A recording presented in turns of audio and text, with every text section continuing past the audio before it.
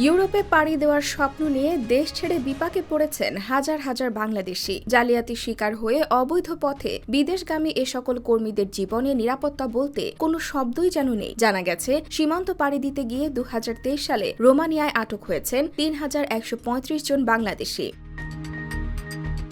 সম্প্রতি রোমানিয়া সীমান্ত পুলিশের আরাত কাউন্টির মুখপাত্র জানান, 2023 সালে বিভিন্ন দেশের মোট 7400 জনেরও বেশি অভিবাসীকে রোমানিয়া থেকে অবৈধ উপায়ে সীমান্ত পাড়ি দেওয়ার অভিযোগে আটক করে বর্ডার পুলিশ। তাদের বেশিরভাগই হাঙ্গেরিতে ঢুকে পশ্চিম ইউরোপের দেশগুলোতে যাওয়ার চেষ্টা করছিলেন। এতে অভিবাসীরা সাধারণত ঝুঁকি নিয়ে পণ্যবাহী লরি, ট্রাক অথবা ব্যক্তিগত গাড়িতে চেপে পুলিশের চোখ ফাঁকি দিয়ে রোমানিয়া ছাড়ার চেষ্টা করেন বলে জানা যায়। বর্ডার পুলিশের মুখপাত্রের দেওয়া তথ্য থেকে জানা গেছে, গত বছর অনিয়মিত সীমান্ত পাড়ি দেওয়ার চেষ্টায় দক্ষিণ এশিয়ার দেশগুলোর মধ্যে শীর্ষে রয়েছে বাংলাদেশিরা। এর মাঝে 2023 সালের 1 জানুয়ারি থেকে 31 ডিসেম্বর পর্যন্ত মোট 3135 জন বাংলাদেশি অভিবাসীকে সীমান্ত থেকে আটক করা হয়েছে,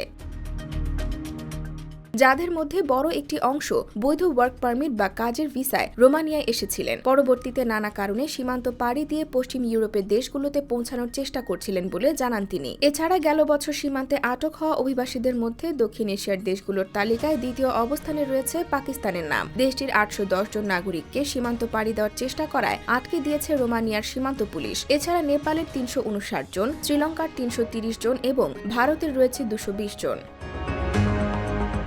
IBTV USA, New York।